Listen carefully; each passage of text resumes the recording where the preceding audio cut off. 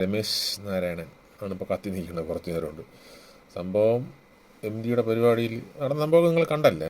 ഞാൻ ആദ്യം കാണുന്നത് ഇങ്ങേരുടെ ഒരു മറുപടിയാണ്. ഈ സംഭവം നടന്നതിന് ശേഷം യഥാർത്ഥ സംഭവം കാണുന്നതിന് മുമ്പ് ഞാൻ കണ്ടതാണ് ഈ പുള്ളിയുടെ പത്രസമ്മേളനം പോലെ ഇതിനൊരു മാപ്പ് പറയുന്നൊരു രംഗം.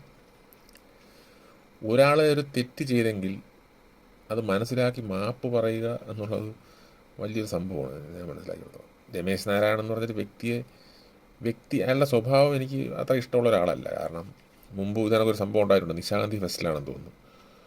സൗണ്ട് എഞ്ചിനീയർ ആയിട്ടുള്ള ഇവിടുത്തെ ഏറ്റവും ഫേമസ് ആയിട്ടുള്ള യേശുദാസിനെ വരെ മയക്ക് വെച്ച് കൊടുക്കുന്ന ഡെന്നീസൻ ചേട്ടൻ നമുക്കറിയാം. പുള്ളി സ്റ്റേജിൽ ഇരുന്നുകൊണ്ട് ഒരു ചൊറി സംസാരിച്ച് ഒരു അപമാനിച്ചിട്ടുണ്ട് ലൈവായിട്ട്. ഞാനും പരിപാടി കണ്ട് ഫോട്ടോ എടുത്തുകൊണ്ട് നിൽക്കുകയായിരുന്നു. അന്ന് ഞാൻ പ്രതികരിച്ചിരുന്നു. അപ്പം എനിക്ക് പുള്ളിയുടെ സ്വഭാവം ഒരു സംഗീതജ്ഞൻ എന്നുള്ള രീതിയിൽ ഭയങ്കര ബഹുമാനിക്കുന്ന ഒരാളാണ്. ഒരു അറിവുള്ള മനുഷ്യനാണ്, വളരെ മികച്ച സംഗീത സംവിധായകനാണ്, ഗായകനാണ്, ഓക്കെ. പക്ഷേ ഇങ്ങനെ ചില പെരുമാറ്റങ്ങൾ പുള്ളിയുടെ ഭാഗത്തു നിന്ന് ഉണ്ടാകാറുണ്ടെന്നുള്ളത് സത്യമാണ്.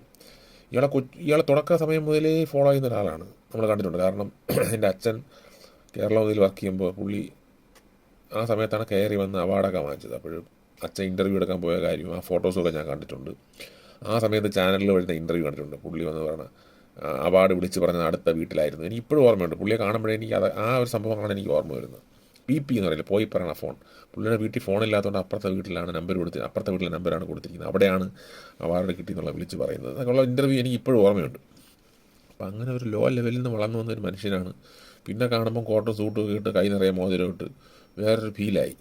പിന്നെ കുറച്ച് സംസാരവും എനിക്കിഷ്ടമില്ലായിരുന്നു പുള്ളിയുടെ ഒരു പെരുമാറ്റം. സംഗീതജ്ഞൻ എന്നുള്ള രീതിയിൽ അക്സെപ്റ്റ് ചെയ്യണം. അങ്ങനെ ഒരുപാട് പേരുണ്ട് നമുക്കറിയാമെന്നുള്ള അവരുടെ കഴിവുകൾ നമ്മൾ അക്സെപ്റ്റ് ചെയ്യണം. അപ്പോൾ ഒരുപാട് ചർച്ചകൾ പോകുന്നുണ്ട്. ഞാൻ ഈ പുള്ളിയുടെ പത്രസമ്മേളനം ഉണ്ട്. അപ്പോൾ പുള്ളി അത് നമുക്കൊന്ന് കാണാം. അതെനിക്ക് അറിയില്ല. അങ്ങനെ തോന്നിയെങ്കിൽ ഞാൻ ക്ഷമ ചോദിക്കാം.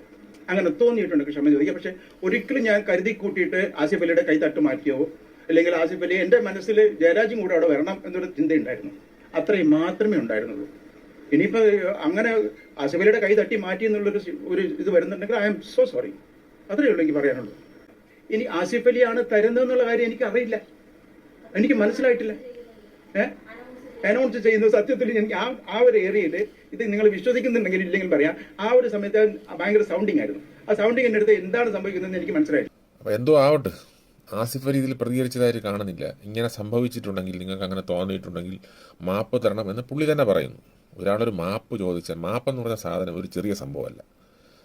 ഞാൻ ഈ സംഭവം അറിഞ്ഞപ്പോഴത്തേക്കും ഇങ്ങേരുടെ സ്വഭാവം വെച്ച് എന്തെങ്കിലുമൊക്കെ പ്രതികരിക്കാനുണ്ടാവും എന്നാണ് ഞാൻ വിചാരിച്ചത്. ആസിഫ് അലിയുടെ അടുത്ത് പുള്ളി പറയുന്നത് നമുക്ക് മാപ്പ് പറഞ്ഞു കഴിഞ്ഞാൽ പിന്നെ അതിന് കിടന്ന് കിളയ്ക്കേണ്ട കാര്യമില്ല എന്നുള്ളതാണ് സത്യം. ഒരാളൊരു തെറ്റ് സംഭവിച്ച് മനസ്സിൽ തട്ടി മാപ്പ് പറയണം തുറന്ന്, പിന്നെ എന്തിനാണ് പറയുന്നത്?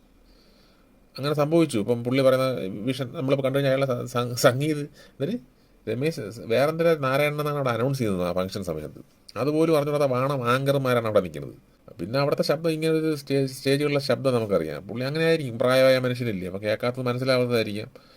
പുള്ളി ജയരാജനെ തിരഞ്ഞതായിരിക്കാം. പ്രായമായ മനുഷ്യനാണ്, പ്രായമായവരെയില്ലേ, അപ്പം അങ്ങനെ ആയിരിക്കും. പുള്ളി വന്നിട്ട് ആത്മാർത്ഥമായി മാപ്പ് പറഞ്ഞു.